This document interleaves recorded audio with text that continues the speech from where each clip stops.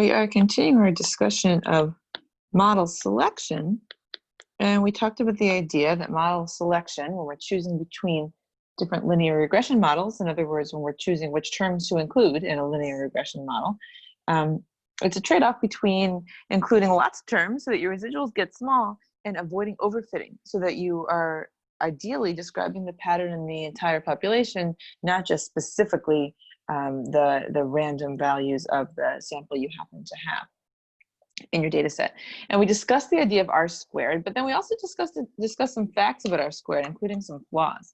And remember that R squared, one of the facts was that R squared increases, or at least does not decrease, every time a new predictor is added to a model, even if that predictor is something really silly.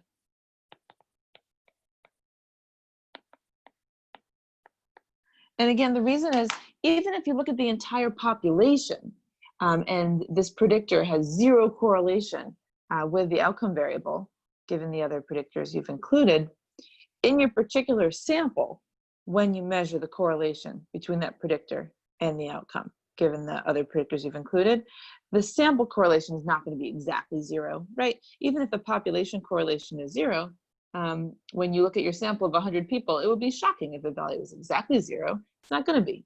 Maybe it'd be something small, 0.01, 0.02, negative 0.1, who knows? But because the sample correlation is not exactly zero, when you include an extra predictor in your model, or an additional predictor in your model will try to account for that correlation, and the residuals will get a little smaller, and the R squared will get a little bigger. So what we're going to talk about now are other model selection criteria other than R squared, because I hope I've convinced you that you can't just choose the model with the largest R squared. I'm not trying to argue that R squared is not helpful. I find it most helpful when you think about it as the proportion of variability explained by the model. That interpretation tends to be helpful, especially if you've only run one model.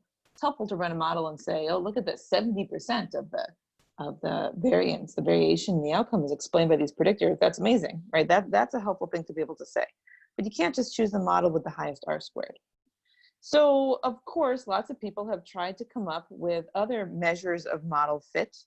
It's, I guess, model selection criteria, AKA measures of model fit.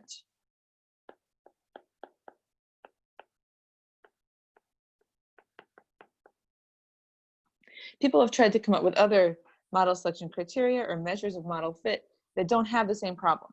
In other words, that do not necessarily increase every time you add a predictor to the model. One of them that I'll describe to you here is called adjusted R squared.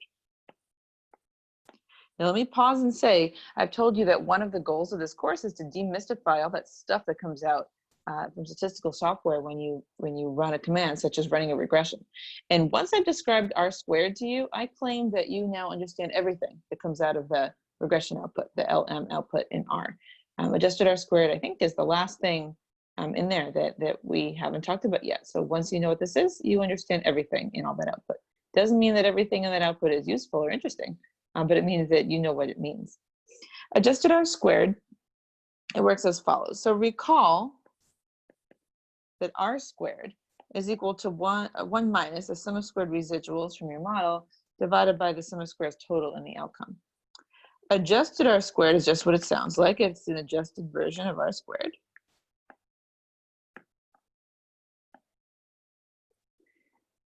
But in order to take into account the number of predictors you had to include in order to get a certain sum of squared residuals, we're going to take the sum of squared residual and divide it by n minus, and here I'm going to write p plus 1. And just to clarify, this p plus 1 is the total number of parameters in your model equation. It's the number of betas. Why is this often called p plus 1? Well, because p might be the number of predictors, and there's also an intercept. Okay, so it's n minus the number of betas that you're estimating, divided by, well, instead of dividing by SST, we're going to divide it by SST over n minus 1. So it's a really small change, sort of, if you look from R squared to adjusted R squared, right? So here's R squared, here's our new one, here's adjusted R squared, okay? But the important thing about this change is that P that's in there, or the P plus 1. Adjusted R squared, unlike R squared, does take into account the number of predictors in your model.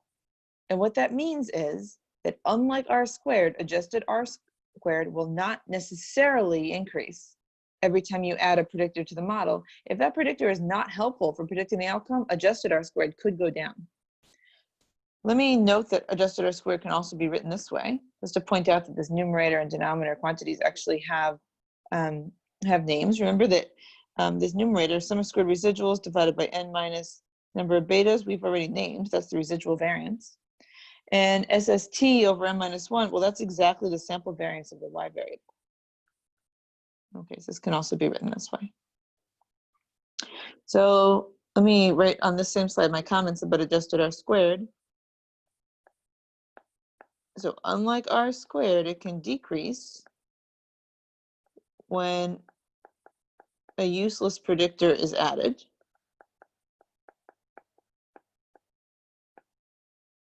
But you also lose something. I actually don't like adjusted R squared that much. I don't tend to use it. The reason is that by making this adjustment, we've totally lost the nice interpretation of R squared. Remember all the great things about R squared. R squared is exactly equal to the proportion of variability in the outcome that's explained by our model. R squared is equal to the correlation squared if you have only one predictor. Those are really nice things, and they're totally lost here by dividing by these denominators. So we lose the interpretation that R squared has when we adjust. So I'm telling you this, first of all, because I want to make sure we've demystified all of the R output for the function LM, but also because I think it's important for you to have heard of adjusted R squared so that when you hear about it in the future, you know what it is. But I'm not actually really suggesting it to you because I feel that it does address one of the problems with R squared, because adjusted R squared will not increase automatically every time you add a predictor that doesn't help, but it does so in a way that's a little bit haphazard. There's not a lot of intuition for why you would divide by these particular quantities. It fixes the problem, but not in an elegant way. In other words, the quantity adjusted R squared by itself has no particular interpretation.